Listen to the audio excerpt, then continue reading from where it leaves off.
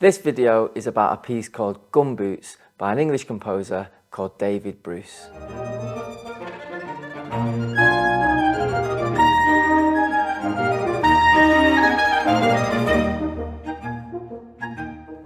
The title Gumboots comes from the name of a type of Wellington boot worn by black miners during the South African apartheid. The miners were chained together and wore gumboots while they worked in the flooded gold mines. It was cheaper for the owners to supply the boots than to drain the floodwater from the mine. Apparently, the workers used to slap the boots and chains as a form of communication because speaking was banned in the mine. This later developed into gumboot dancing. You can check out examples of gumboot dancing online and you'll see that it's full of percussive rhythms and is highly energetic. The gumboot dance symbolises the oppressive and despicable treatment of those who were enslaved in the gold mines, but it also represents hope of better prospects. Gumboots is a piece about human spirit triumphing over tragedy. Your new piece could be inspired by gumboots in lots of ways. For example, you might be inspired by what this piece is about or how it makes you feel when listening to it.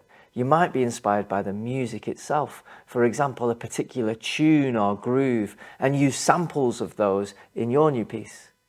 You could also be inspired by some of the methods the composer used to create this piece and apply those same techniques to your own music. Gumboots is written in two parts. Part one is slow and mostly quiet. It has a sort of yearning feel to it and a sense of tranquility. Let's take a listen.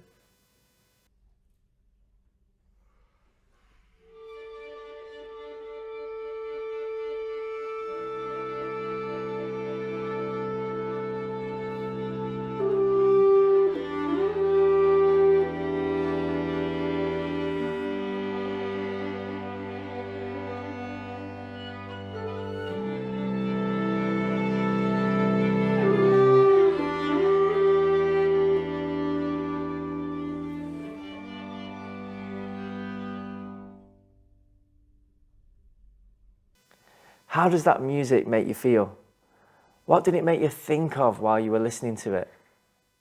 Part two is a total contrast to part one, consisting of 5 generally loud, joyful and lively dances. Let's hear a snippet of that.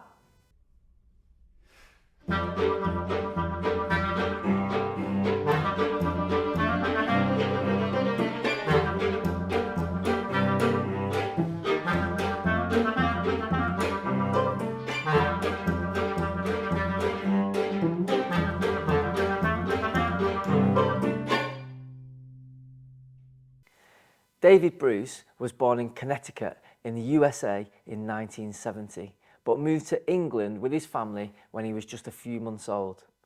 Unlike some other composers you may know of, David Bruce didn't have a particularly musical family. He says at about 4 years old, he started to like the music of Edward Elgar. Then he had some piano lessons when he was around 7 years old. By the time he was a teenager, and perhaps like some of you, he was writing pop songs and composing for various ensembles in his school.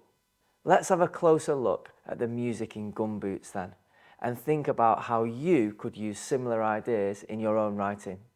One of the things I noticed when I first looked at the music was the level of detail David Bruce has gone into with performance instructions throughout the piece. As well as writing the musical notes and symbols, he adds this extra level of detail in words, and this could be to help the performers play the music exactly how he intends it. But I also think that it can sometimes give the performers some freedom to interpret the instructions in different ways. Have a look at this example. Here, the composer has an almost identical melody in 2 of the instruments with the instruction echo. So it's over to the performers to interpret how long the delay is between each other. Let's have a listen.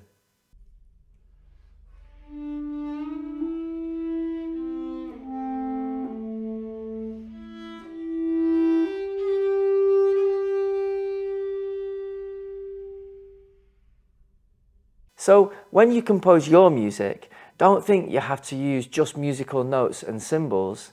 Explaining your ideas in words can really help performers, and it's also okay to write things that allow the performer to use their own interpretation. For example, improvise on these 3 notes, or play a long, loud screeching sound, or like a clucking chicken, which is also a note David Bruce uses in this piece. The music in Gumboots is complex, but it's also really catchy and energetic. And I think this is partly because of the way David Bruce uses rhythm and melody. Let's take a look at the melodies, the tunes first. Throughout the entire piece, the melodies used contain a narrow range of pitches. That means that the melody has notes that are close together in pitch. There also aren't many accidentals in the melodies in Gumboots. Accidentals are sharps or flats. The melodies almost always come from a particular scale. For example, just using the notes in a major scale or from a minor scale. What this does is create the sort of melody that people will walk away singing because it's not too difficult. People can relate to it. It's accessible for them. Let's have a listen to an example of a melody used in Gumboots.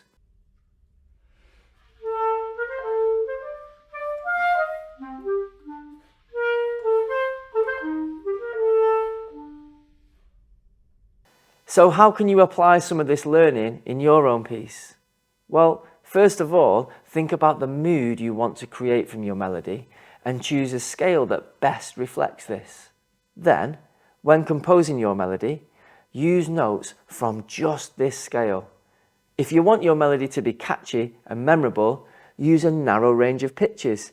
And when moving from one pitch to the next, move to pitches that are fairly close to one another. I mentioned about how David Bruce's use of rhythm contributes to the energetic and lively feel to Gumboots, particularly in the second part when the music is representing the dance. Each dance has a solid groove to it, and that's because they're packed with lots of different rhythmic motifs. Let's have a listen to an example.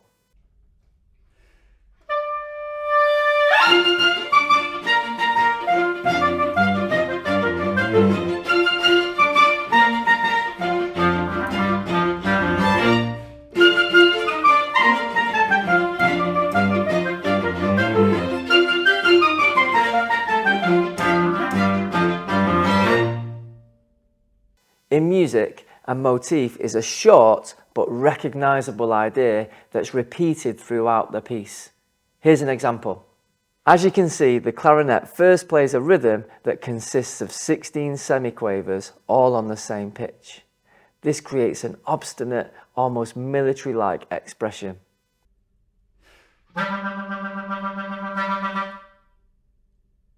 This is followed by another rhythm, this time 20 semiquavers, but using more pitches.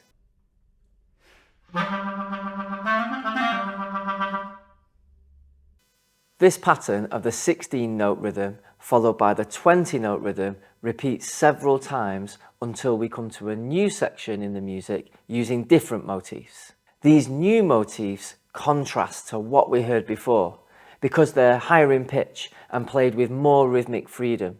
The composer even writes flippantly under it, which is a total contrast to the strict semiquaver motifs we just heard. Let's hear those initial semiquaver motifs again, this time together with what all the other instruments are playing.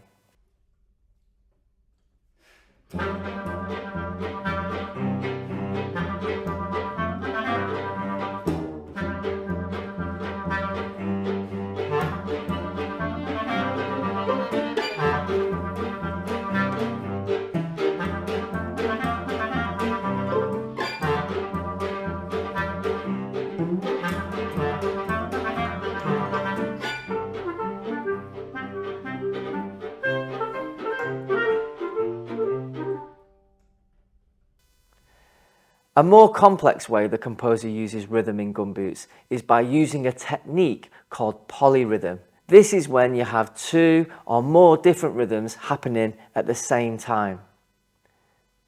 Here, you can see every instrument is playing a different rhythm except for the 2 violins. Let's take a listen to these rhythms on their own.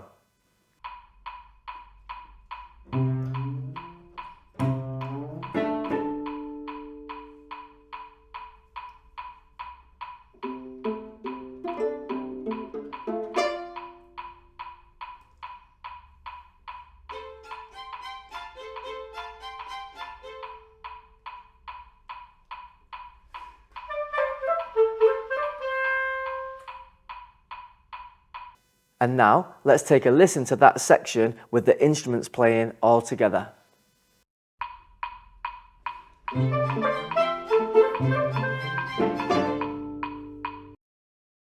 As an exercise, see if you can compose a short 4-bar passage of music using this polyrhythm technique.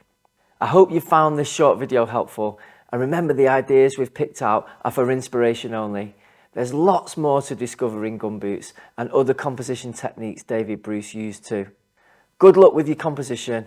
We can't wait to hear what you create.